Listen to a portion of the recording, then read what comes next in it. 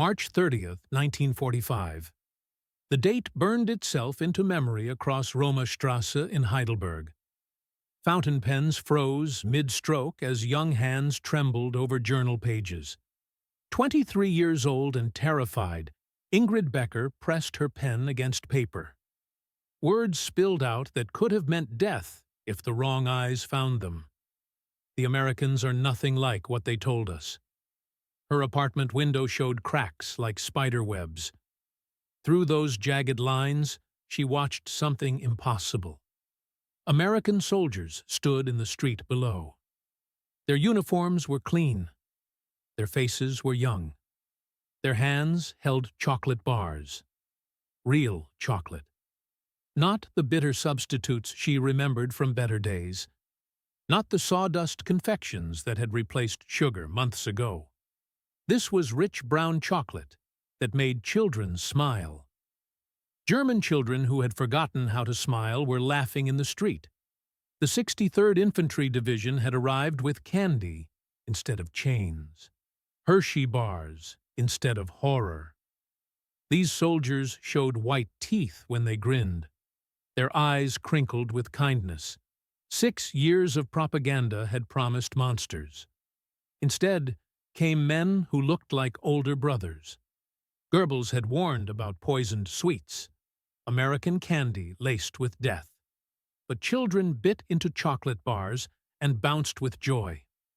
Their first sugar in months sent energy coursing through small bodies. Parents watched from doorways with hands pressed to hearts.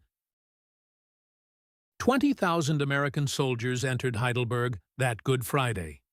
Not a single shot was fired. Not one building burned. The university city had declared itself open to preserve its medieval stones. Ancient architecture mattered more than military glory. What nobody understood yet was how this moment would reshape two nations. Behind lace curtains, German women stared at American boys. In military trucks, American soldiers stared back at bombed-out buildings and hollow-eyed civilians. Human nature was about to override military orders. Statistics were being written in heartbeats, not headquarters. Marriage applications would soon flood military offices like spring rain. 14,000 German women would apply to marry American servicemen within 18 months. Love was about to conquer occupation policies. Spring 1945 brought Germany's collapse faster than anyone expected. Frankfurt fell March 29th to Patton's Third Army. Tank treads rolled over cobblestones while white flags appeared in windows. Heidelberg surrendered the next day without firing a shot. Nuremberg fell April 20th. Hitler's birthday became his symbolic funeral. The heart of Nazi ceremony crumbled into dust and surrender. Munich was captured April 30th. The same day, Hitler pressed a pistol to his head in a Berlin bunker. American forces entered Berlin on July 4th. Independence Day carried new meaning in the ruins of the Reich. Stars and stripes flew over bombed cathedrals and twisted steel. Colonel William W. Dawson established permanent headquarters in Heidelberg. His diary would survive in dusty military archives for decades. Future historians would mine his daily entries for truth about those early encounters between conquerors and conquered. First contact came within hours of occupation. Private First Class James Morrison from Brooklyn served with the 3rd Infantry Division. His hands shook as he wrote letters home on April 2nd. The German people stare at us like we're visitors from Mars. Fear fills their eyes, but also curiosity. The women especially seem shocked that we're not the devils they expected. One old lady burst into tears when I helped her carry water buckets up 3 flights of stairs. She kept saying "Danke" over and over. Her voice cracked with emotion. I don't think anyone had helped her in months, maybe years. The most profound shock came from American abundance. German civilians had forgotten what plenty looked like. Corporal Robert Hayes, stationed in Frankfurt, documented their reactions with careful detail. They cannot believe how much food we possess. Our K rations, which we complain about constantly, contain more meat than these people have seen in months. When we discard half-eaten meals, German children fight over the scraps like hungry animals. It breaks your heart to watch. The American military machine represented industrial might beyond German comprehension. The 12th Army Group consisted of 1.3 million men. 460,000 vehicles supported them. They consumed 1.25 million gallons of gasoline daily. Each American division possessed more trucks than entire German Army Corps had owned at their peak. The dental corps alone employed more dentists than existed in all of Bavaria. American logistics defeated German engineering through sheer, overwhelming abundance. President Franklin D. Roosevelt had given Eisenhower specific instructions in September 1944. The German people as a whole must have it driven home to them that their entire nation engaged in lawless conspiracy against modern civilization's decencies. This philosophy materialized as the non-fraternization policy. Joint Chiefs of Staff Directive 1667 was signed by President Truman on May 10, 1945. The policy was absolute and unforgiving. No American soldier could speak to German adults except on official business. The penalty was severe enough to destroy careers. $65 in fines, equivalent to a private's entire monthly pay. Soldiers caught fraternizing faced court-martial and reduction in rank. Military police patrolled streets, parks, and cafes with notebooks and handcuffs. Any American seen talking to German civilians faced immediate arrest. The crackdown was systematic and harsh. Technical Sergeant William Barnes of the 82nd Airborne Division kept detailed records that survived in his personal effects. His frustration leaked through every pen stroke. This order is impossible to follow. We live among these people every single day. German women work in our mess halls, scrubbing floors and washing dishes. They clean our barracks while we sleep. They wash our uniforms and fold our clothes. How can we not speak to them? Yesterday, I was fined for saying good morning to our unit's cleaning lady. She's a 60-year-old grandmother with kind eyes and gentle hands. The absurdity makes me sick. The first crack in the policy came remarkably quickly. June 11, 1945, just 5 weeks after Germany's surrender. Eisenhower modified the order to permit soldiers to speak with German children. The sight became common across the occupation zone. GIs teaching baseball to German boys in bombed-out lots. Soldiers sharing chocolate with little girls who giggled at broken German-English conversations.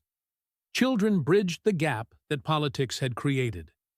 July 1945 brought another modification. Soldiers could now converse with adults in public places, but entering German homes remained strictly forbidden.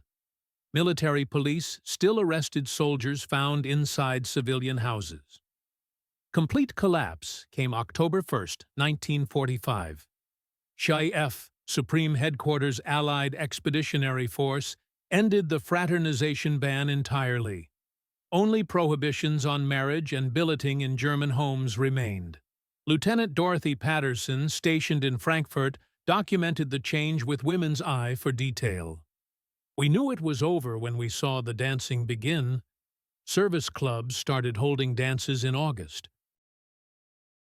German girls would arrive in their best dresses, often their only dresses. These garments had been mended and altered countless times. The MPs were supposed to keep German women out, but they gave up trying. By September, every dance had more German girls than American nurses. Music filled the air with hope. The winter of 1946-47 entered German memory as Hunger Winter, the Hunger Winter. Temperatures dropped to minus 25 degrees Celsius. Coal supplies vanished completely. Snow piled against windows while families burned furniture for warmth. But even before this catastrophe struck, German civilians faced starvation-level conditions. A new economy emerged based entirely on American abundance.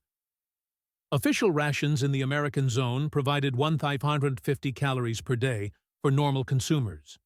But few Germans qualified for this category. Former Nazi Party members received only 1,250 calories. In reality, most Germans subsisted on 700 to 1,000 calories daily. By comparison, American soldiers received 4,000 calories per day. German prisoners of war in American camps received 2,800 calories, nearly 3 times what German civilians could obtain through legal channels. Maria Hoffmann, a secretary from Munich who later emigrated to Chicago, recorded devastating prices in her diary. 1 pound of butter costs 250 Reichsmarks on the black market. That represents my entire monthly salary. But the American PX sells identical butter for 26 cents. A carton of cigarettes costs an American soldier $1. The same carton trades for 1,000 Reichsmarks on German streets. We have become beggars in our own country. The black market centered entirely on cigarettes as currency. American cigarettes possessed value beyond German comprehension. German workers often preferred payment in cigarettes over worthless Reichsmarks. A single Lucky Strike cigarette could purchase a loaf of bread. A carton could buy cameras, jewelry, or centuries-old family heirlooms. Professional criminals called Schieber organized vast distribution networks, but ordinary Germans also participated in what they called the cigarette economy. Ursula Mayer was 19 years old, working as a typist at American headquarters in Frankfurt. Writing in 1985, she remembered those desperate times. My American boss paid me 120 Reichsmarks monthly, but he also gave me coffee, chocolate, and cigarettes as tips for good work.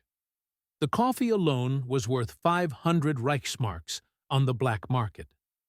Without his kindness, my entire family would have starved to death. The disparity was visible everywhere Americans went. American mess halls threw away more food daily than German families saw in entire weeks. Sergeant Anthony Romano from Philadelphia documented the waste with growing disgust. We're ordered to pour bleach on leftover food, so Germans can't eat it. It's absolutely horrible. Kids stand watching us destroy perfectly good food while they're slowly starving. Most of us ignore the order when officers aren't looking around. German women in 1945 faced circumstances unique in modern history. Of Germany's male population aged 15 to 50, 4.8 million were dead. 11 million were rotting in prisoner of war camps. Millions more had returned home, disabled and broken. In Berlin alone, women outnumbered men by 2 million to 1 million. These demographics created what historians called the surplus women problem. Millions of women faced no prospect of marriage in a society where unmarried women had few economic opportunities. Elisabeth Kuhn, a teacher from Wiesbaden, described the devastating situation in testimony given in 1980. We were called Trümmerfrauen, rubble women, because we cleared bombed buildings with our bare hands for 72 Reichsmarks monthly. Teachers, secretaries, shop girls, we all did the same backbreaking work. Professional women became manual laborers because no other employment existed. Working for Americans offered escape from this grinding poverty. The U.S. military employed 300,000 Germans by December 1945. Approximately 100,000 women worked as secretaries, translators, telephone operators, clerks, and domestic workers. These positions paid 3 times German wages. More importantly, they provided access to American goods that meant family survival. Anna Brown worked as a translator at Campbell Barracks in Heidelberg. Her memories remained vivid decades later. My American salary was 200 Reichsmarks monthly, but the real payment was leftovers from the officers' mess. One day's scraps could feed my mother, grandmother, and two younger brothers for an entire week. The other German girls and I would carefully wrap every piece of bread. Every half-eaten apple got saved. Every scrap of meat was treasure. We took everything home like precious gifts. But employment came with devastating social costs. Women who worked for Americans were labeled Ami Liebchen, Ami sweethearts. Or worse, they were called Schokoladenmädchen, chocolate girls. The names implied they sold themselves for candy. The term Veronika Dankeschön emerged as bitter wordplay. VD suggesting venereal disease for women who supposedly thanked Americans for everything with their bodies.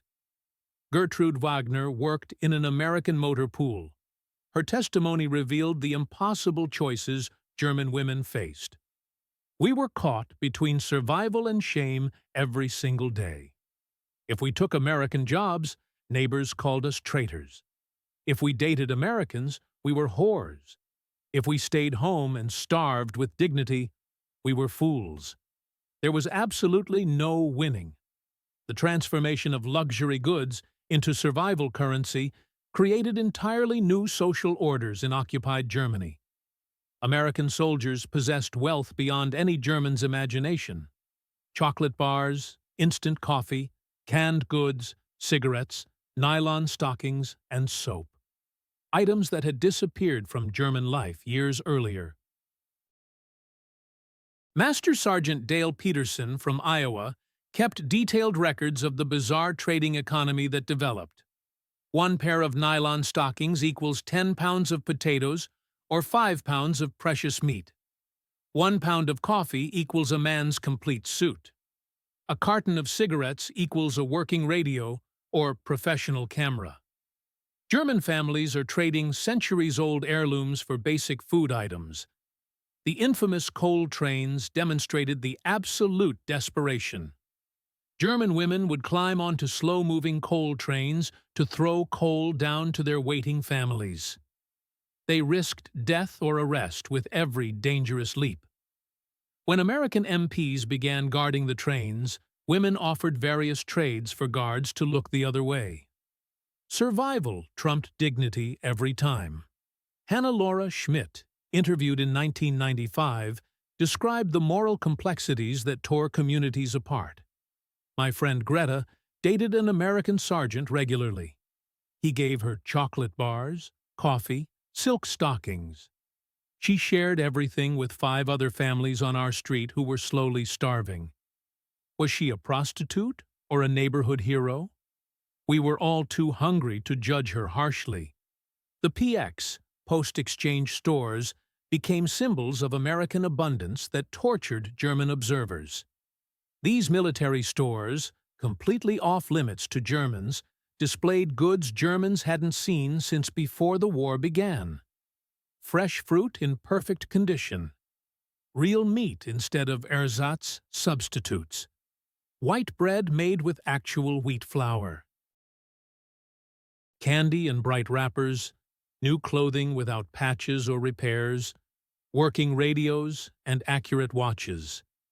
German employees who worked in these stores described them as paradise on earth. Brunhilde Bauer's memories remained painfully vivid. Looking through the PX windows was absolute torture every day. American wives buying 10 chocolate bars while German children begged for bread crusts outside the same building. The Americans weren't deliberately cruel to us. This abundance was just their normal life. But their normal everyday existence was our impossible dream. By autumn 1945, social interaction between American soldiers and German women had become completely unstoppable. Service clubs and dance halls opened across the American zone. Theoretically, these venues served American personnel exclusively, but increasingly, they filled with German women desperate for contact and food. The Femina Palast in Frankfurt, the Haus Vaterland in Berlin, and dozens of America House venues became centers of an entirely new social order. The dances followed predictable patterns every single night. German girls arrived wearing their best surviving clothes. Often these were altered Wehrmacht uniforms dyed black or brown, the only fabric available through any legal channels. They had learned American dance steps from smuggled magazines and hidden radio broadcasts. The bands, often composed of German musicians who had secretly preserved jazz recordings through 12 years of Nazi prohibition, played Glenn Miller, Benny Goodman, and Tommy Dorsey with passionate precision. Corporal Eugene Davis from Detroit wrote detailed letters home in December 1945. The German girls are absolutely desperate to dance again. They've been forbidden from dancing to American music for 12 long years. Yet they know every single word to songs they've never been officially allowed to hear. It's heartbreaking and beautiful at the same time. The dance halls represented far more than simple entertainment venues. They were complex marketplaces of romance and survival. Military police reports documented the intricate economy of these encounters with bureaucratic precision. Admission for German women was often sponsored by American soldiers who paid their way. One evening of dancing earned a chocolate bar. An entire night's companionship might yield coffee and cigarettes. A steady relationship could mean the difference between family survival and starvation. Issei Saverna met her American husband at a Frankfurt dance in 1946. Her description of the atmosphere revealed layers of complexity. We all pretended it was about music and dancing and fun, but everyone understood the real truth underneath. Girls without families to feed danced purely for joy and freedom. Girls with hungry siblings danced for food and survival. The American soldiers knew this reality too.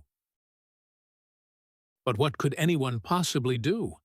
It was simply the world we all lived in. The prohibition on American-German marriages created bureaucratic nightmares and human tragedies. Thousands of couples fell genuinely in love, despite military regulations. This led to elaborate schemes designed to circumvent military law entirely. Some soldiers obtained false documents claiming their girlfriends were displaced persons from other countries. Others arranged proxy marriages through American lawyers who specialized in military cases. Many couples simply lived together illegally, risking court-martial and imprisonment.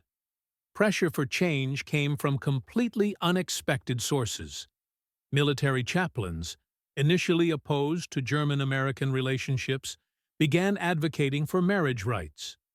They had counseled hundreds of sincere couples facing separation. Chaplain Major Thomas Anderson wrote in an official report that reached Washington, "These are not war trophies or casual conquests. I have married these men before they went into combat. I have buried them afterward when they didn't return. They deserve the fundamental right to choose their own wives." December 11, 1946. The marriage ban was finally lifted with strict conditions attached. German women seeking to marry Americans faced extensive investigation processes designed to discourage casual unions. Political background checks searched for any Nazi connections, however remote. Medical examinations tested for diseases and pregnancy. Character references had to prove moral fitness. Proof of sincere affection rather than economic motivation required multiple interviews. The entire process required a minimum of 3 months. Often it took much longer, as bureaucrats found new obstacles and requirements. Within 24 hours of the ban lifting, military offices received 2,500 marriage applications. By January 1947, that number had exploded to 7,000 desperate couples seeking legal union. Each application demanded 15 different documents, 3 separate medical examinations, multiple interviews with military intelligence officers trained in detecting fraud and opportunism. Margaret Thompson married Sergeant James Thompson in 1947. The humiliation of the process remained burned in her memory. They asked if I was a Nazi supporter, if my parents were Nazi party members, if I had dated German soldiers during the war, if I was marrying purely for money and immigration, if I was pregnant and needed a husband. They examined my entire life history like I was a dangerous criminal. Jimmy was absolutely furious about their questions, but I told him it was worth any humiliation to be together legally. The War Brides Act passed December 28, 1945. Initially, it excluded German women entirely from immigration opportunities. Japanese and German nationals were specifically forbidden from entering America as war brides. Two amendments in 1946 and 1947 were required before German war brides gained legal emigration rights. Even then, the process remained agonizing and deliberately slow. The first group of German war brides departed from Bremerhaven on February 3, 1947. The USAT Henry Gibbons carried 317 women and 147 children across the Atlantic toward uncertain futures. These women had waited an average of 8 months after marriage for permission to emigrate. Many had never traveled beyond their home provinces before. Now they were crossing an entire ocean to reach a country where Germans remained widely hated. Ruth Patterson, née Mueller, kept a detailed diary throughout her journey to America. February 3rd. Seasick and terrified beyond description. The American Red Cross ladies try to be kind to us, but other passengers avoid us completely when they hear our German accents. One woman actually spat at me when she learned my nationality. February 10th. Saw the Statue of Liberty rising from New York Harbor. Cried for an entire hour afterward. Don't know if the tears came from joy or absolute fear of the future. The ships were often converted troop transports. Basic but clean accommodations. The war brides traveled in cabins designed for 4 people, but holding 6 or 8 women. Children were separated into crowded nurseries for safety reasons. Many women were pregnant with their first American children.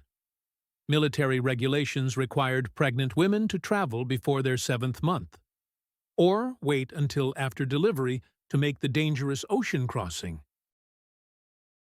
The voyage lasted 13 days of pure uncertainty, recalled Hannah Laura Williams, née Schmidt.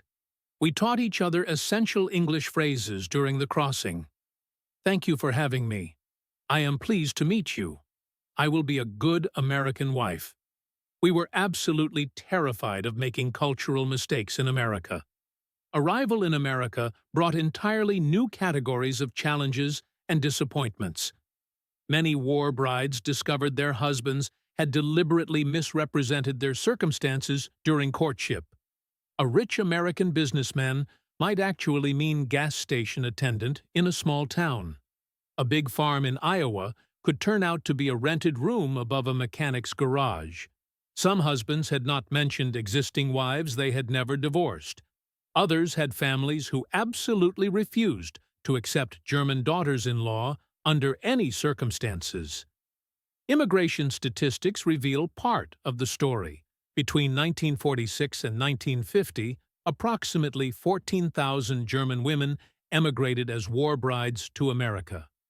But raw numbers cannot capture the individual struggles and heartbreak. In states with large German-American populations like Wisconsin, Pennsylvania, and Ohio, integration proved somewhat easier. Established communities could provide translation help and cultural guidance.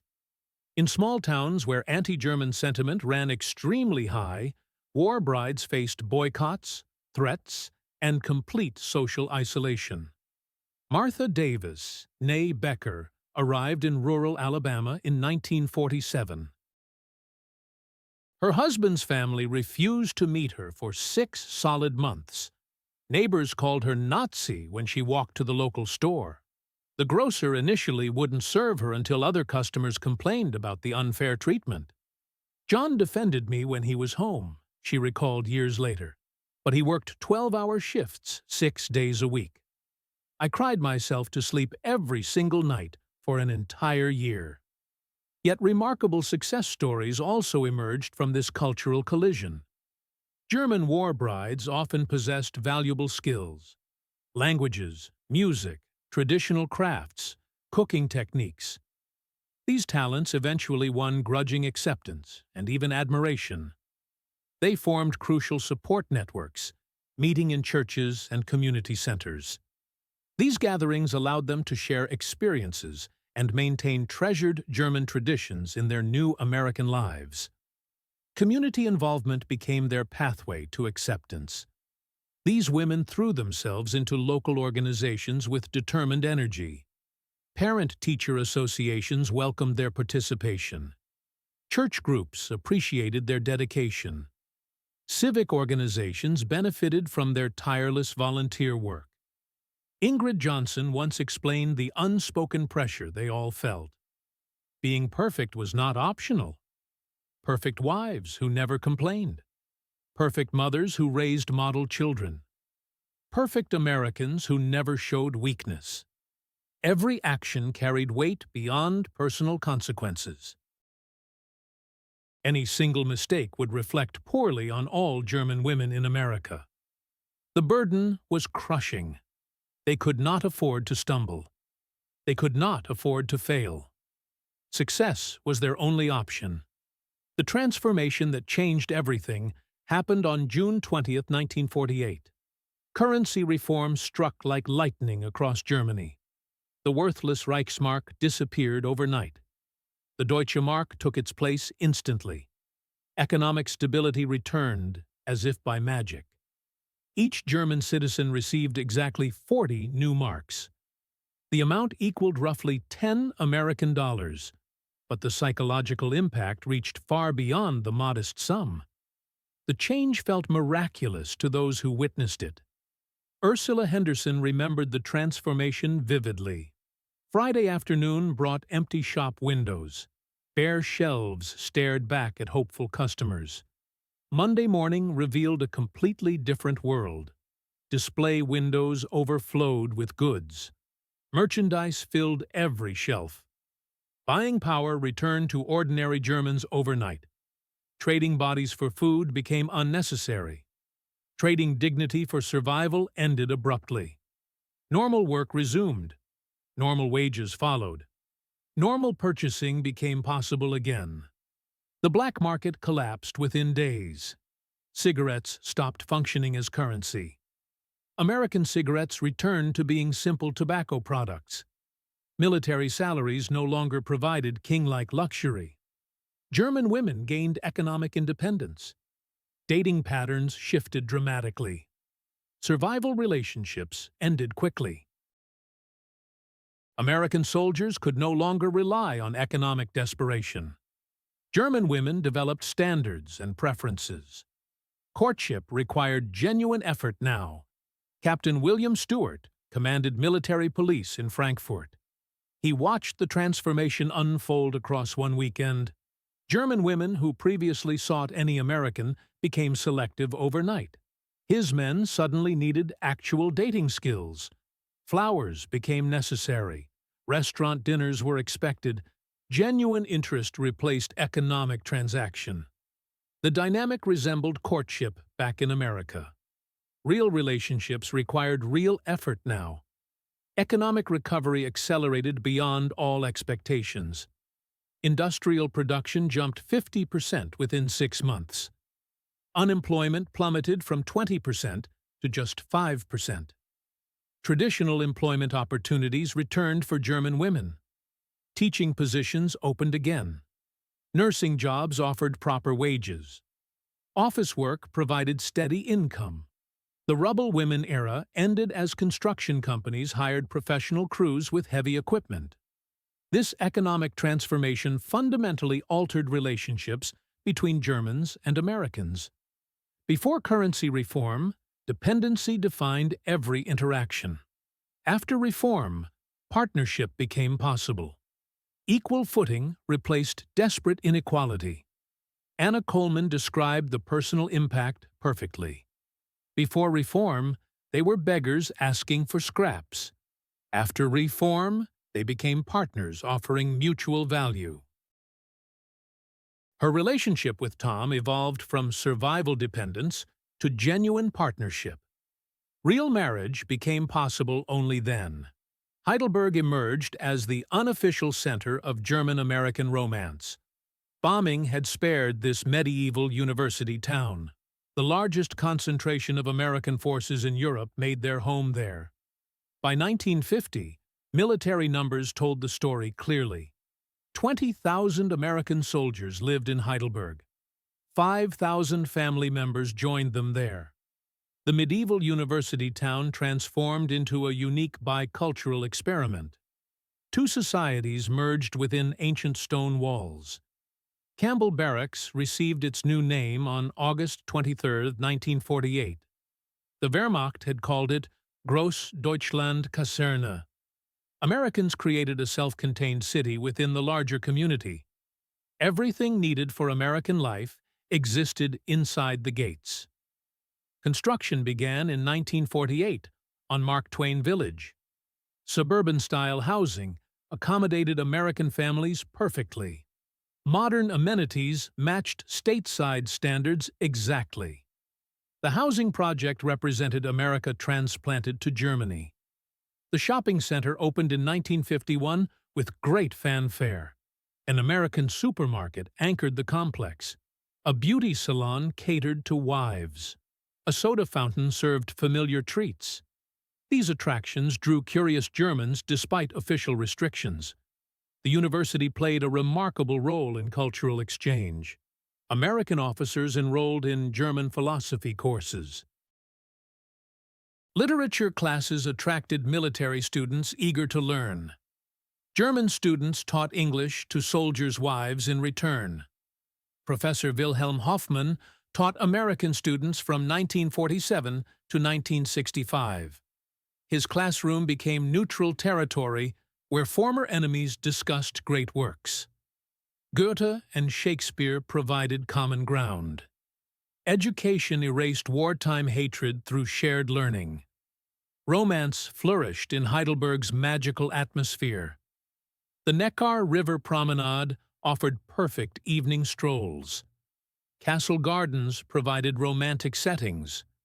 Student taverns created intimate meeting places.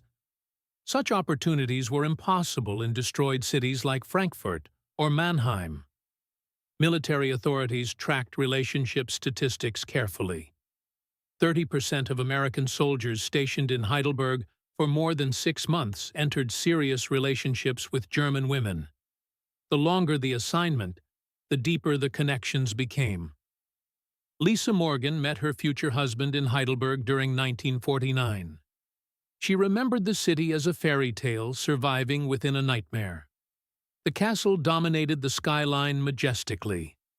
The old bridge crossed the river gracefully. Student songs echoed through narrow streets. Americans found romantic Europe alive in Heidelberg. They could pretend the war had never happened. At least for magical evenings, the past disappeared completely. Frankfurt developed into the economic heart of the occupation zone. The massive IG Farben building became American military headquarters in March 1945. This complex was Europe's largest office structure. The chemical conglomerate that once produced Zyklon B now housed Marshall Plan Administration. Denazification programs operated from these same offices. The irony was not lost on anyone. American presence transformed Frankfurt into Manhattan on the main river. By 1949, 15,000 Americans lived in requisitioned housing throughout the city. Entire neighborhoods became American enclaves. The Palmstrasse housing project alone contained 727 apartments reserved exclusively for American families. These developments featured amenities most Germans would not experience for another decade. Central heating warmed every room. Modern kitchens sparkled with new appliances. Playgrounds provided safe spaces for children. Luxury surrounded American families, while Germans still struggled with basic necessities. The post-exchange at Frankfurt became legendary. This American military store was the largest outside the United States. German employees described it as America transported to Deutschland. The abundance seemed impossible to war-weary Europeans. 500 Germans worked at the Frankfurt PX. This created one of the first spaces where Americans and Germans functioned as colleagues rather than occupier and occupied. Work relationships developed naturally in this environment. Margaret Anderson worked at the Frankfurt PX and met her future husband there in 1950. She remembered the store as neutral territory. Inside those walls, conquest and defeat became irrelevant. They were simply co-workers sharing daily tasks. Real friendships bloomed in this setting. Romance followed naturally from friendship. The PX environment normalized relationships between former enemies. Frankfurt's nightlife centered around jazz clubs that sprouted in bombed-out basements. These venues operated in legal gray areas. Authorities tolerated them despite technical illegality. German musicians played American jazz for mixed audiences. The Hot Club Frankfurt, founded in 1947, became legendary throughout Europe. Saturday night jam sessions attracted musicians and music lovers from across the region. American soldiers and German musicians created new cultural fusion in these underground spaces. Music transcended language barriers completely. Jazz rhythms spoke universal language. Cultural exchange happened naturally through shared musical expression. An estimated 94,000 children were born to German mothers and Allied fathers during the occupation years. American fathers accounted for approximately 37,000 of these births. These occupation children faced unique challenges in a society struggling with its own identity. Children of white American fathers generally integrated more easily into German society. Marriage legitimized their status significantly. But approximately 5,000 children were born to African American fathers. These children faced severe discrimination in a country with virtually no black population. Nazi racial ideology lingered in German minds. These mixed-race children suffered daily persecution. Hans Johnson was born in 1947 to a German mother and African American father. His childhood memories remained painfully clear decades later. Other children called him names daily. Negro and half-breed were the kindest terms used. Teachers seated him separately from other students. German parents forbade their children from playing with him. His mother lost jobs when employers discovered she had a black child. Some desperate mothers placed mixed-race children in orphanages. They hoped for adoption to America, where opportunities might exist. The Brown Baby Plan offered one solution to this tragedy. African-American journalist Mabel Grammer initiated this humanitarian program. Between 1951 and 1953, approximately 500 mixed-race German children found homes with African-American families in the United States. Dorothy Brown was adopted in 1952 at age 3. Her biological mother wrote a letter she received on her 18th birthday. The letter explained a mother's impossible choice. Love could not overcome social reality in 1950s Germany. Her adoptive parents in Chicago provided opportunities impossible in Germany. Education opened doors that remained closed in her birth country. The difficult decision proved correct despite the heartbreak involved. The America House program, launched in 1945, created cultural centers in major German cities. Democratization through exposure to American values was the stated goal. By 1950, 5 major centers operated successfully. Berlin, Frankfurt, Munich, Hamburg, and Stuttgart hosted the largest facilities. Smaller reading rooms appeared in dozens of other cities. These centers offered Germans their first glimpse of American life beyond military occupation. Libraries contained books banned under Nazi rule. Hemingway and Steinbeck appeared on shelves.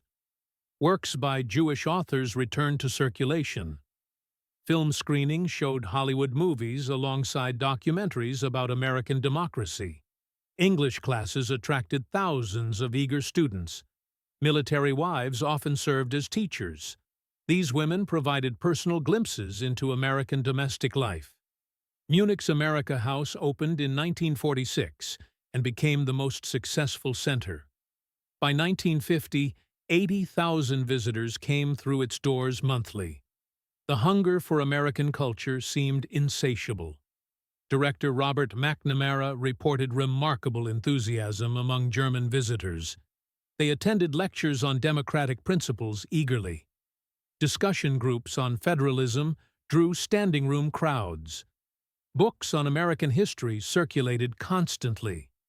This represented soft power at its finest. Cultural influence succeeded where force might have failed. Hearts and minds opened through education and exposure. The German Youth Activities Program specifically targeted young Germans aged 14 to 25. GYA centers offered sports, crafts, music, and most popular of all, dances. These supervised events provided approved venues for German-American interaction. Controlled socialization reduced unauthorized fraternization problems. Parents felt comfortable allowing daughters to attend chaperoned events. The dances ended promptly at 10 p.m. and served only soft drinks. Brigitte Cooper met her future husband at a GYA dance in 1951. She remembered these as the only places parents permitted meeting Americans. Chaperones maintained proper behavior. Early curfews prevented problems. Young Germans learned American dances at these events. Jitterbug and swing steps replaced traditional waltzes.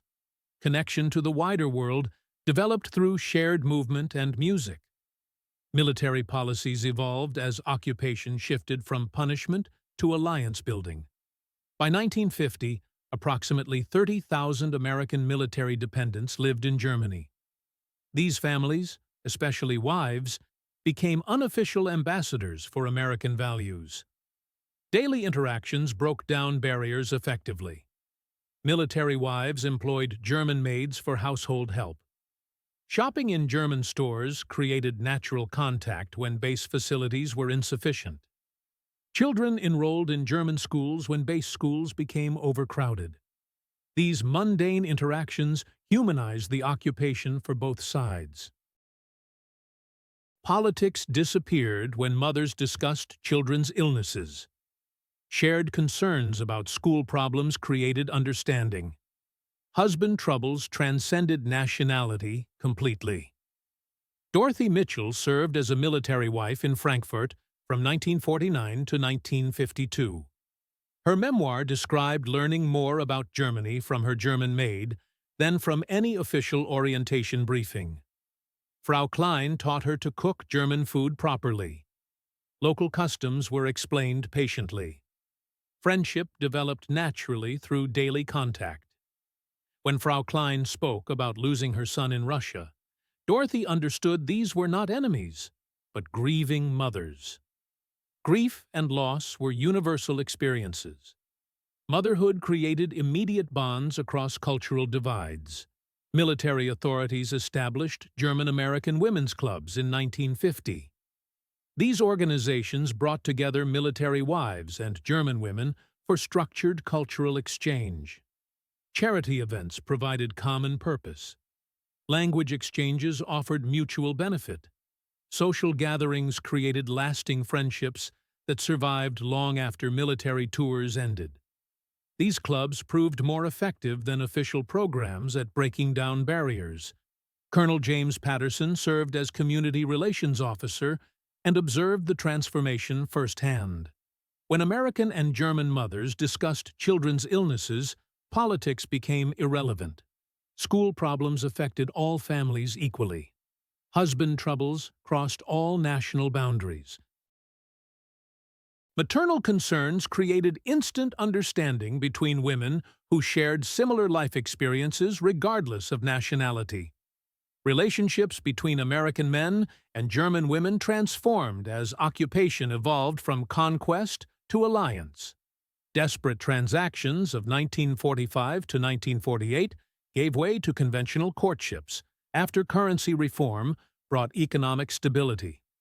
Food for companionship arrangements ended when Germans could feed themselves. By 1950, a completely new pattern emerged across occupied Germany. American soldiers stationed for 2-year tours had sufficient time to develop genuine relationships. German women, no longer desperate for survival, could choose partners based on attraction rather than necessity. Personal preference replaced economic desperation. The result was a dramatic increase in sincere, lasting relationships that survived long after military service ended. Military chaplain records documented this evolution clearly.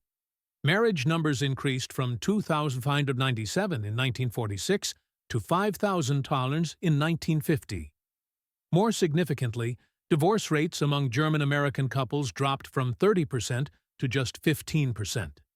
This 15% rate was comparable to domestic American marriage statistics. Quality replaced quantity as relationships became based on genuine compatibility rather than temporary convenience. Sergeant Michael O'Brien married his German wife in 1951 and explained the change perfectly. In 1946, guys married girls they barely knew out of pity or desire to help. By 1951, couples dated for months before marriage. They met families and learned languages. These relationships were built on solid foundations of mutual understanding and genuine affection. The Korean War, beginning in June 1950, created urgency in many developing relationships. Soldiers facing deployment to another theater proposed quickly to avoid separation. This led to a significant spike in marriage applications. Surprisingly, these wartime marriages proved remarkably durable over time. Military records show 70% lasted over 20 years. Quick decisions often proved to be correct decisions when based on genuine feelings. By 1955, when West Germany regained sovereignty and joined NATO, approximately 20,000 German women had emigrated to America as military wives. Their integration into American society varied dramatically based on multiple factors. Location proved crucial for successful adaptation. Education levels affected acceptance significantly. Community attitudes determined integration success rates. Cities with large German-American populations provided established support networks. Milwaukee's German neighborhood offered familiar foods and customs. Cincinnati's over-the-Rhine district maintained German traditions. St. Louis's German associations provided cultural continuity. War brides often became bridges between old German-American communities and modern Germany.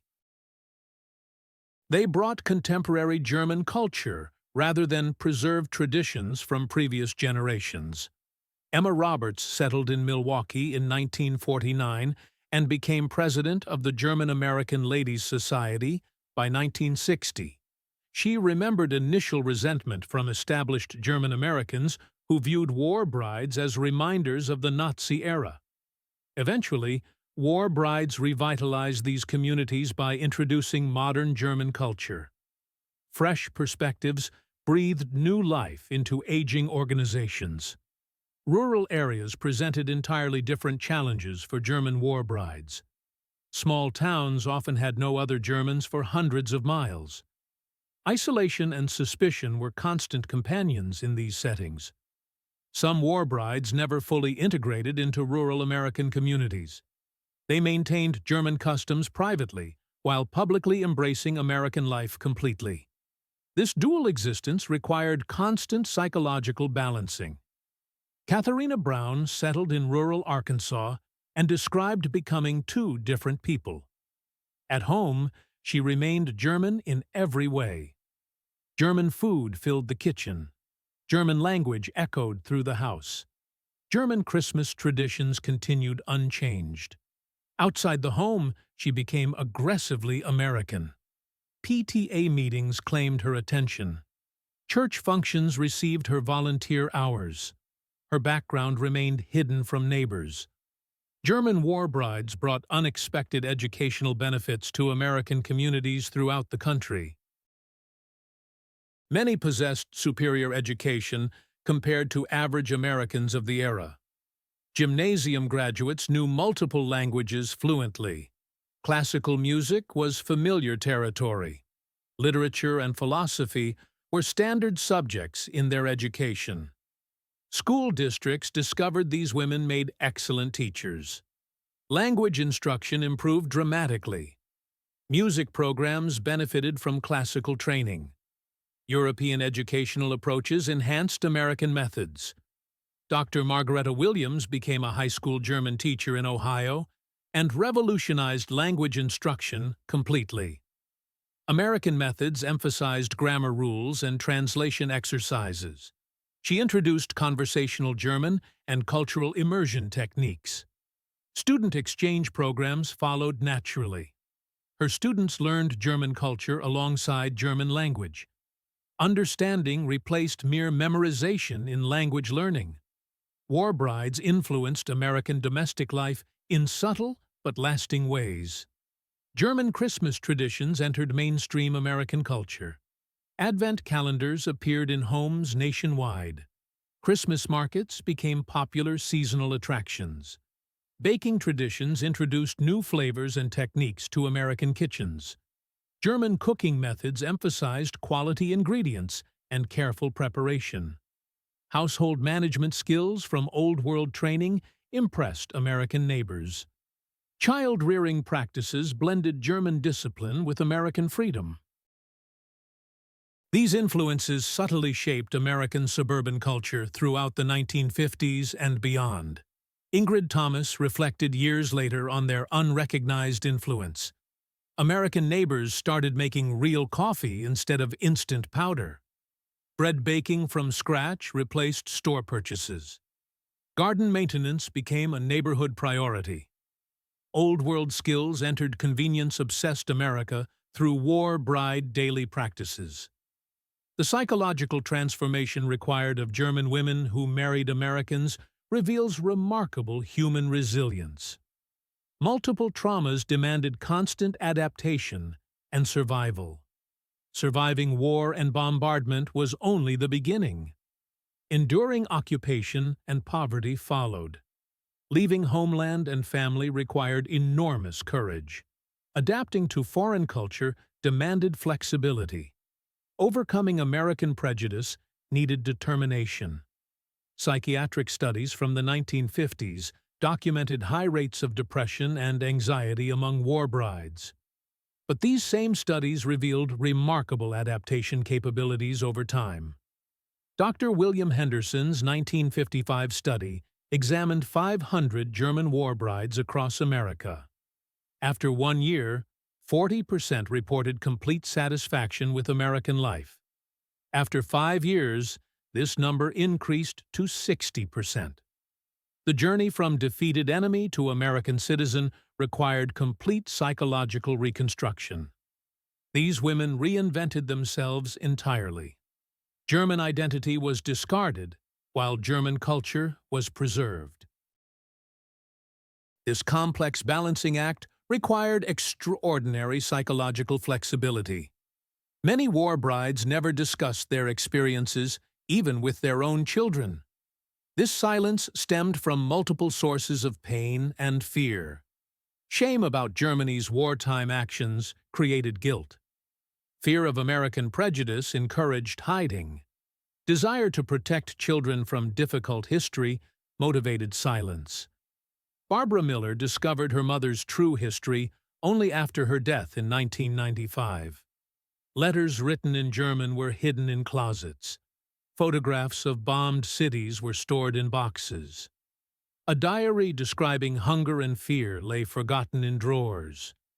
Her mother never spoke German at home despite fluency. Her family in Germany was never mentioned in conversations. Sadness appeared whenever German music played on radio. She had erased herself completely to become American. The personal cost was enormous and largely invisible to family members. German war brides became inadvertent cultural ambassadors during Cold War tensions.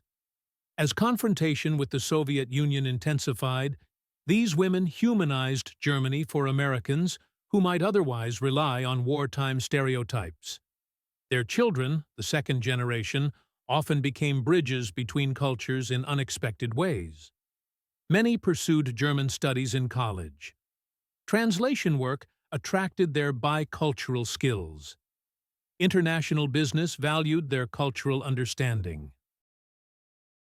Military records show children of German war brides enlisted at higher rates than average Americans. German assignments were frequently requested by these second-generation Americans. Lieutenant Colonel James Mueller's mother was a German war bride who prepared him for military service in Germany. Her stories provided better preparation than any official military briefing could offer. Understanding German mentality came naturally. Speaking the language was effortless. Knowing the culture was instinctive. War bride children became valuable Cold War assets for American interests. This influence extended far beyond military service into civilian careers. International diplomacy attracted war bride children. Translation services utilized their skills. International business recruited them for German operations. Major corporations recognized their unique bicultural understanding as invaluable for European expansion.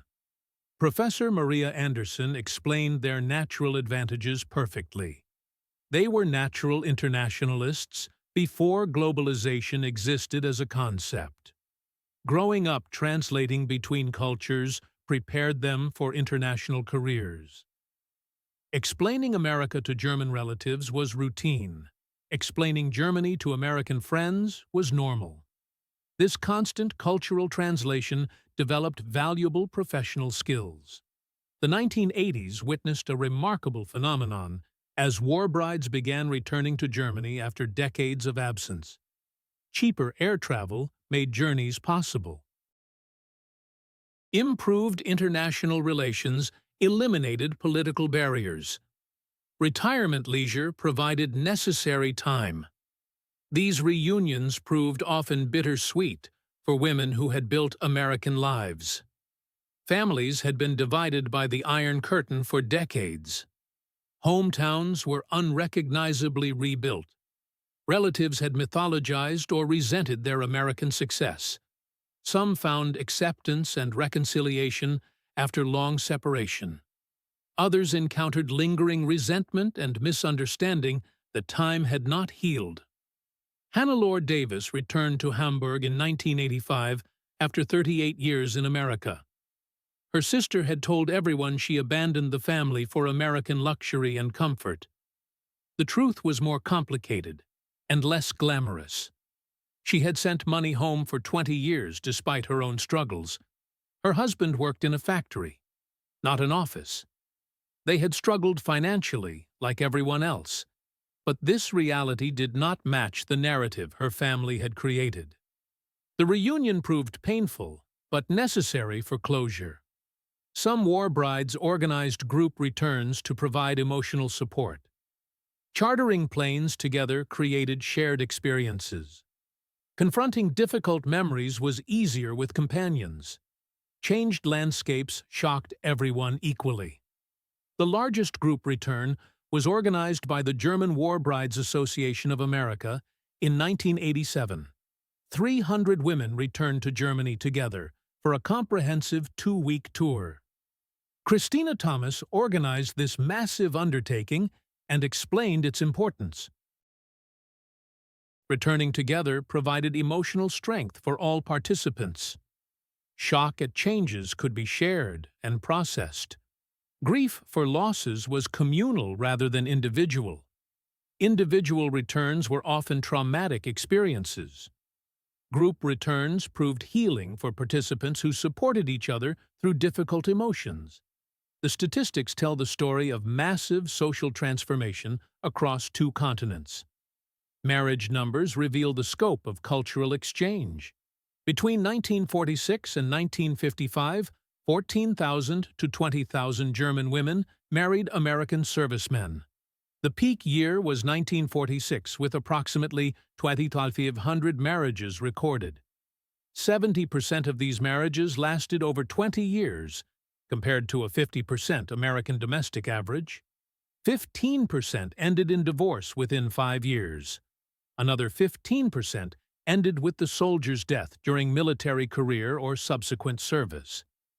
Immigration patterns show the movement of people across the Atlantic. The first ship departed February 3, 1947, with 317 women aboard. The peak immigration year was 1949, with 3,500 arrivals. Average wait between marriage and immigration was 8 months. 60% settled in urban areas across America. 40% chose rural or small-town destinations. Geographic distribution spread these women across the entire United States. New York received 2,500 war brides. California welcomed 2,000. Texas accepted 1,800. Pennsylvania housed 1,500. Illinois took 1,200. Wisconsin received 1,000. Ohio accepted 900. Other states divided the remaining 5,100. Children's statistics reveal the human dimension of cultural exchange. Approximately 37,000 children were born to American fathers and German mothers during the occupation. 5,000 mixed-race children had African-American fathers. 500 mixed-race children were adopted by American families. 80% of legitimate children emigrated with their mothers to America. 20% remained in Germany with relatives. Employment patterns show economic relationships during occupation. 300,000 Germans worked for the U.S. military in 1946. 100,000 German women held administrative and service roles. Average German wages were 120 Reichsmarks monthly. American employment offered 200 Reichsmarks plus additional benefits. Post-currency reform wages equalized within 2 years. The relationship between German women and American GIs in post-war Germany created lasting transformations in both societies. These unions, born from unique historical circumstances, challenged existing prejudices on both sides. Cultural bridges were built between former enemies through individual relationships. Human connections transcended political divisions and historical grievances. The immediate post-war period was characterized by desperate survival strategies and official prohibition of fraternization. This evolved into genuine cultural exchange as economic recovery and political normalization progressed throughout the late 1940s and early 1950s. The 14,000 to 20,000 German women who married American servicemen faced enormous challenges. Bureaucratic obstacles delayed reunions with husbands. Social ostracism punished their choices. Language barriers complicated daily life. Yet most successfully integrated into American society and built lasting marriages that survived decades of change. Their courage and adaptability remain remarkable examples of human resilience in the face of overwhelming circumstances. Their offspring formed the second generation that naturally bridged two worlds. These children became cultural interpreters who helped shape German-American diplomatic relations throughout the Cold War era and into modern times. Many chose careers that spanned international boundaries. They used their bicultural insights in a world growing more connected each day.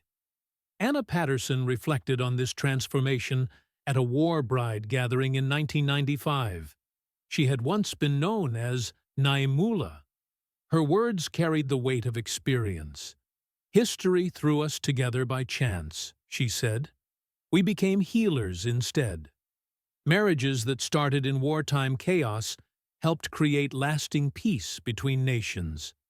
Our children built connections between countries that had been enemies. Our existence proved love could overcome national hatred. The year 1955 marked a turning point. The occupation period officially concluded. West Germany joined the NATO alliance. The relationship between Germans and Americans had undergone complete transformation. What began as desperate fraternization in 1945 had become genuine partnership between allies. German women who once cleared debris for starvation wages now held respected positions in American military facilities. Women who had once traded their dignity for basic sustenance could now purchase goods with Deutsche Marks in a recovering economy. The Ami Liebchen, who faced social rejection for dating Americans, now witnessed German-American friendship as official government policy. Wolfgang Petersen captured this remarkable change in his documentary from 2000. The film was titled Bridges of Love. Petersen himself was the son of a German war bride. His words painted the transformation clearly. "My mother's generation constructed bridges using their hearts and bodies," he explained. "Politicians couldn't build what they accomplished. Society criticized them first, then ostracized them, later celebrated them, finally vindicated them completely. Their personal decisions became forces that shaped history itself." Those occupation years exposed basic truths about human behavior under extreme pressure. Social barriers crumble when survival faces threat. Real relationships grow possible when fundamental needs find satisfaction. Former enemies discover reconciliation when they interact as individuals rather than representatives of hostile nations. The scope of the German-American encounter during occupied Germany emerges through compelling statistics. These numbers reveal both the massive scale of transformation and its enduring influence. The peak U.S. military presence reached 1.6 million in May 1945. This represented the maximum occupation force strength. The stabilized occupation force maintained 200,000 troops from 1946 through 1950. Military dependents numbered 30,000 by 1950. German employees working for U.S. forces totaled 300,000 in 1946. The total number of Americans cycling through occupation duties reached 3 million by 1955. Economic differences were staggering during those years. German civilian rations provided only 1,000 to 1,550 calories daily. American military rations supplied 4,000 calories daily. German workers earned an average monthly wage of 120 Reichsmarks. A single carton of cigarettes cost 1,000 Reichsmarks on the black market. The same carton cost just $1 at the post exchange. This represented 10 Reichsmarks at the official exchange rate. Social transformation accelerated rapidly across the American zone. Dance halls numbered 450 by 1947 throughout the U.S. zone. America houses welcomed 80,000 monthly visitors in Munich alone by 1950. German youth programs attracted 250,000 participants annually. German-American women's clubs established 85 chapters by 1952. Cultural exchange programs included 500,000 participants between 1945 and 1955. Relationship outcomes tell their own story through numbers. Marriage applications totaled 2,500 on the first day legalization occurred. Total marriages during the occupation period ranged from 14,000 to 20,000. War brides confirmed as emigrating to America numbered 14,000. Children born from German-American relationships totaled 37,000. Mixed-race children numbered 5,000. Successful adoptions to America reached 500. Geographic impact concentrated in major occupation centers. Frankfurt served as a primary hub. Heidelberg maintained significant presence. Munich housed substantial forces. Stuttgart operated as another center. Berlin remained divided but active. Heidelberg sustained a continuous American population of 20,000. Frankfurt requisitioned 3,700 apartments for military housing. Campbell Barracks could accommodate 10,000 soldiers at full capacity. Mark Twain Village provided 800 housing units for families. Patrick Henry Village covered 97.5 hectares of developed land. Individual German women who lived through the occupation provide the human dimension behind these cold statistics. Their stories survive in personal letters, private diaries, and recorded oral histories. These accounts reveal the true complexity of survival, adaptation, and personal transformation during those crucial years. Lisa Lotter Williams spoke from Kruger during a 1990 interview. Her insights provided detailed understanding of those desperate times. People living today cannot comprehend the desperation we faced in 1945, she began. Her father had died fighting in Russia. Her brother went missing in action. Allied bombs had destroyed their family house completely. She was 19 years old then. Education had prepared her well.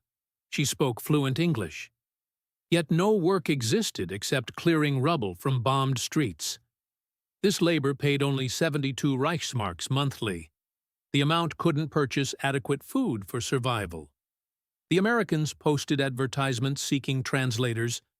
500 women applied for just 10 available positions. Fortune smiled on her application. Her gymnasium English education impressed the American interviewers significantly. The opportunity changed everything overnight. Suddenly, she earned 200 Reichsmarks plus access to the military canteen. Other women called her harsh names. Amihua meant American whore in their cruel vocabulary. She only translated official documents for the occupation forces. Nothing more intimate occurred during working hours. She met Bill through this employment. He treated her with kindness and genuine respect. His behavior contradicted every Nazi propaganda stereotype she had absorbed during the war years. Secret dating continued for 6 months. Fraternization rules still prohibited open relationships between Germans and Americans. Marriage became possible in 1947 when regulations finally changed. Her mother disowned her immediately upon learning of the engagement. "You have betrayed Germany itself," her mother declared with finality. She never met her American grandchildren. America presented different forms of prejudice and challenge.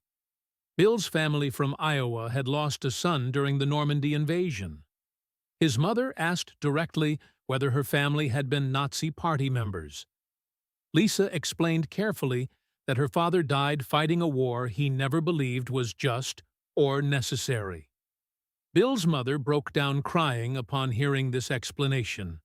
She embraced Lisa warmly at that emotional moment.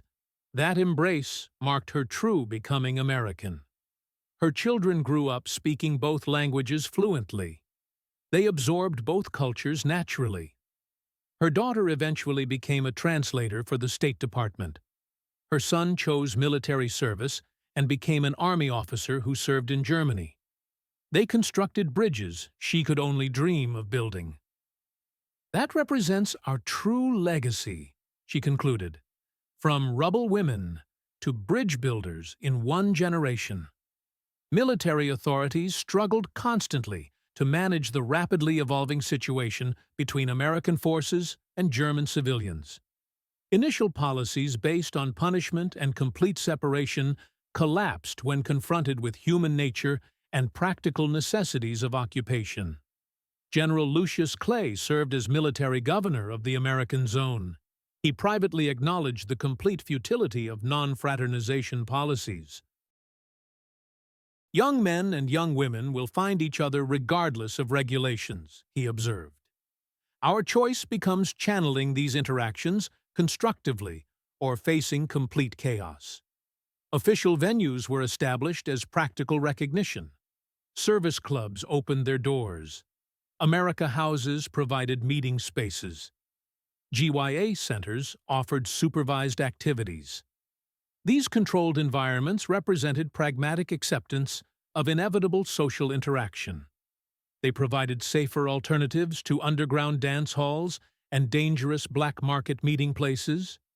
Military police reports from 1946 revealed the full scope of the enforcement challenge. Non-fraternization enforcement proves impossible without completely destroying troop morale, one report stated. Soldiers with excellent combat records face court-martial for simply speaking to German civilians.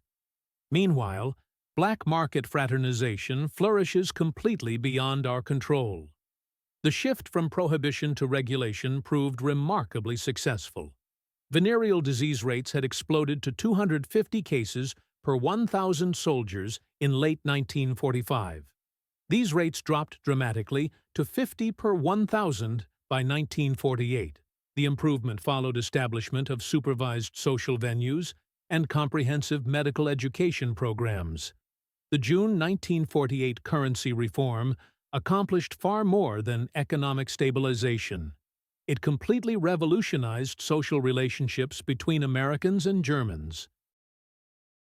Overnight, the power dynamic shifted from occupier and occupied toward something approaching genuine equality. Margot Henderson described the immediate transformation. She had been née Brown before marriage. Saturday, June 19th, found her considering becoming an officer's mistress for family survival. Monday, June 21st, brought her a real job paying real wages. The desperation disappeared completely overnight. Suddenly, we could choose relationships based on love rather than food, she explained. American soldiers also noticed the dramatic transformation immediately. Sergeant Paul Anderson wrote home to his family in July 1948. The German girls changed completely overnight, he observed. Before currency reform, they would date anyone for chocolate. Now they have become selective about relationships. A private with no real prospects gets ignored completely. They want sincere relationships now, not meal tickets. Economic recovery enabled normal courtship patterns to resume. Restaurants reopened accepting Deutsche Marks rather than cigarettes as payment. Cinemas showed both German and American films to mixed audiences. Dance halls operated commercially rather than through military subsidies and control. Dating became possible rather than purely transactional. This normalization produced much stronger marriages overall. Pre-currency reform marriages showed divorce rates of 30% within 5 years. Post-reform marriages showed only 15% divorce rates. This suggests economic stability enabled much better partner selection processes. The 37,000 children born to German mothers and American fathers faced completely unique challenges throughout their lives. Those whose parents married gained American citizenship and often emigrated successfully. Those whose fathers abandoned them remained in Germany as social outcasts. The majority fell into this second category. Klaus Thompson was born in 1947. He described his difficult childhood experience. "My mother told neighbors my father died in the war," he recalled, "but my features were clearly non-German in appearance.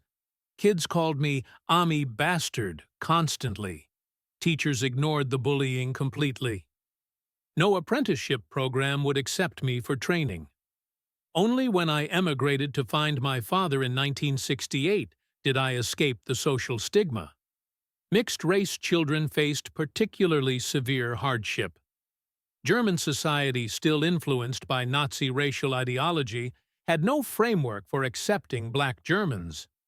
Mothers faced enormous pressure to institutionalize these children or place them for adoption abroad.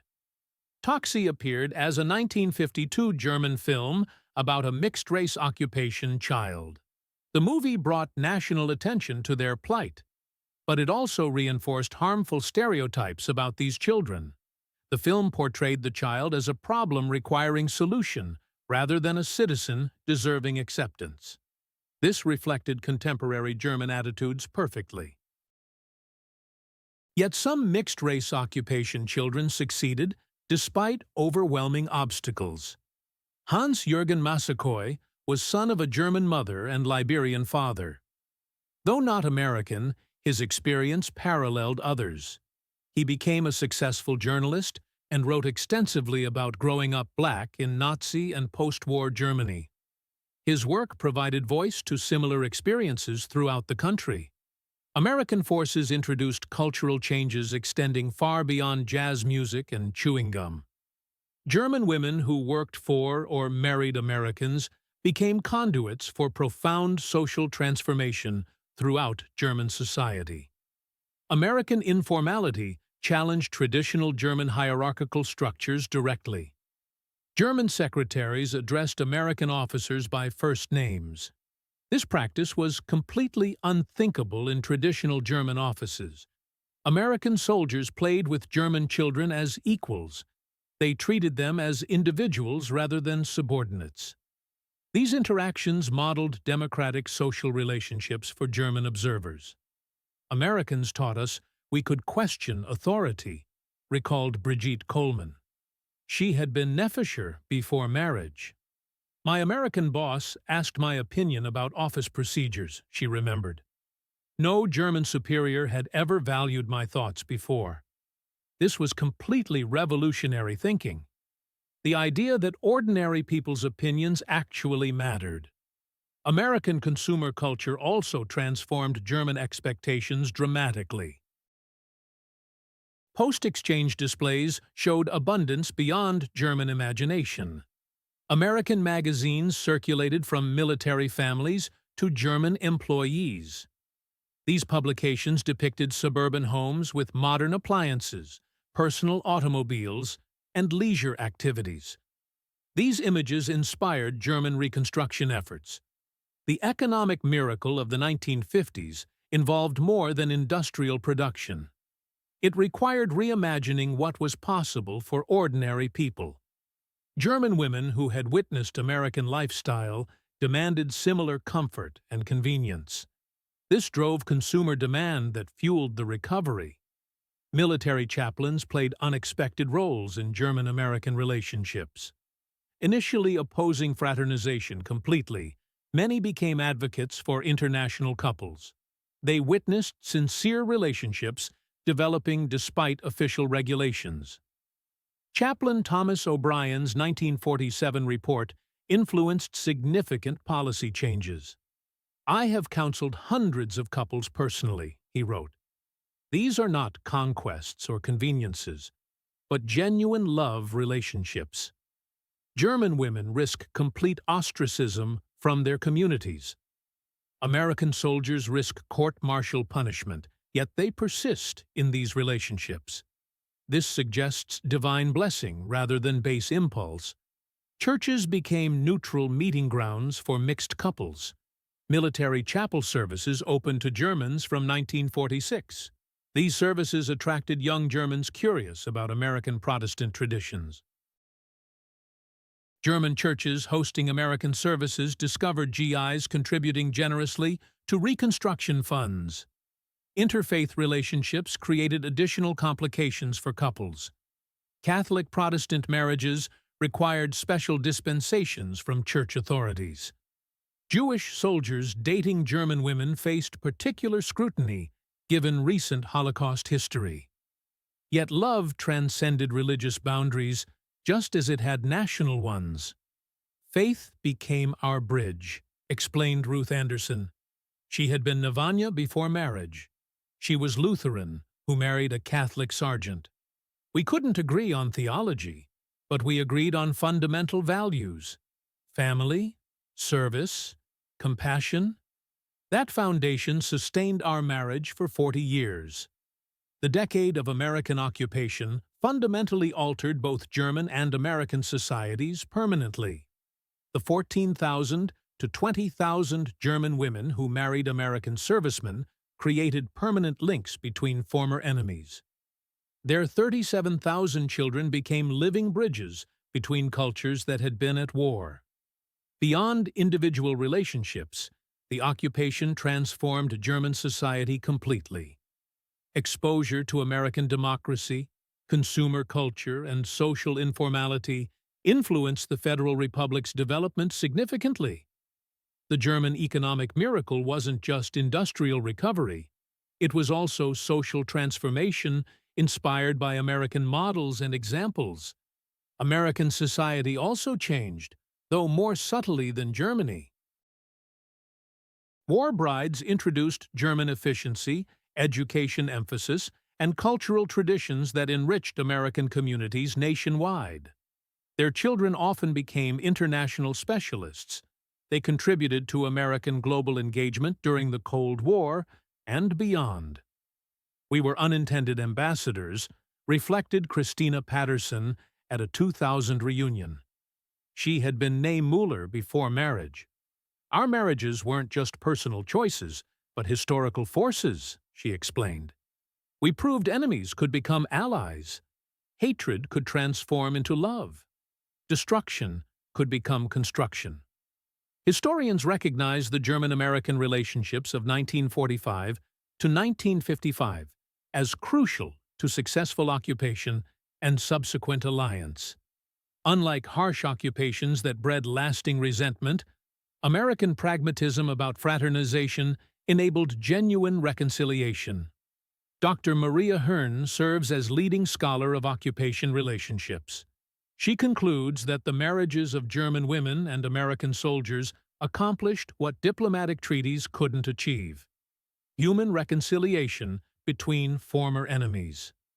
These relationships, initially driven by desperation and loneliness, evolved into genuine partnerships. They modeled democratic alliance principles. The contrast with Soviet occupation proves instructive. Soviet forces also formed relationships with German women. Official prohibition and lack of marriage possibilities prevented lasting bonds from forming. The American zone's evolution from prohibition to acceptance created enduring connections. Critics note the relationship's problematic aspects accurately. Power imbalances existed clearly. Economic coercion influenced decisions. Abandoned children suffered consequences. Yet most scholars acknowledge that permitting legitimate relationships proved more humane and politically successful than maintaining impossible prohibitions. The year 1995 marked the 50th anniversary of occupation's end. Surviving war brides held their largest reunion in Washington, D.C. Over 500 women, now grandmothers, gathered to share experiences hidden for decades. Keynote speaker Ingrid Morrison delivered the main address. She had been Nebecker before marriage. Her journal had opened this entire story. "We were young women at history's crossroads," she reflected. "Defeated but never broken. Desperate but not degraded. We chose love over hate. Hope over despair. Future over past. They called us opportunists and traitors. They called us whores.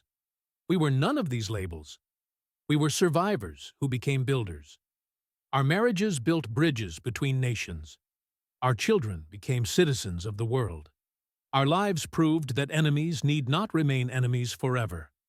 To our daughters and granddaughters, we gave you dual heritage, not as burden, but as blessing.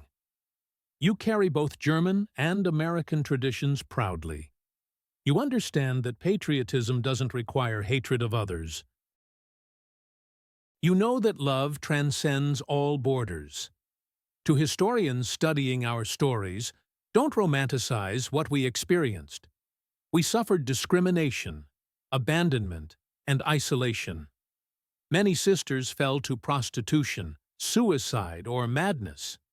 We survivors carry their memories alongside our successes. To those who judge our choices, walk in our shoes first. Face starvation, bombardment, and occupation. Choose between collaboration and starvation. Then judge whether trading companionship for chocolate was sin or survival. We transformed from rebel women to American citizens, from enemies to allies, from desperate girls to determined women. Our legacy isn't just successful marriages. We proved possibility itself. From war's destruction can emerge peace's construction. The auditorium erupted in sustained standing ovation. American husbands applauded. Bicultural children cheered. German women united in recognition. They celebrated extraordinary ordinary women who bridged the unbridgeable. The story of German women and American GIs in post-war Germany ultimately transcends national narratives completely. It reveals humanity's capacity for connection despite official prohibition, for love despite recent hatred, for building despite surrounding destruction. These women participated in history's most successful occupations, whether they married Americans or simply worked alongside them. Their relationships ranged from desperate survival strategies to genuine romances. They humanized former enemies and enabled lasting reconciliation. The transformation from desperate fraternization of 1945 to genuine partnership of 1955 parallels Germany's evolution, from defeated enemy to democratic ally. The personal became political. Individual relationships modeled international reconciliation perfectly. Today, descendants of these unions serve worldwide, in military forces, in diplomatic corps, in international organizations. They carry dual heritage that enables understanding across cultures. They prove that from war's destruction can emerge unexpected construction. The German women who met American GIs in spring 1945 couldn't imagine they were beginning transformation. Transformation that would reshape both societies completely. They thought only of immediate survival, finding food, avoiding violence, protecting family members. Yet their individual choices accumulated into historical force. History's lesson emerges clearly from their experience. Great transformations begin with individual decisions. A hungry woman accepting chocolate from a lonely soldier. A military policeman ignoring fraternization violations. A chaplain blessing a forbidden marriage. These small mercies accumulated into massive change. The rebel women of 1945 became the bridge builders of 1955. Their journey from desperation to dignity remains remarkable. From survival to citizenship. From enemy to family. This represents one of the 20th century's most extraordinary transformations. They proved that even in history's darkest moments, human connection endures. It adapts and ultimately transcends the barriers dividing us. Their legacy lives not in cold statistics, but in warm families spanning continents.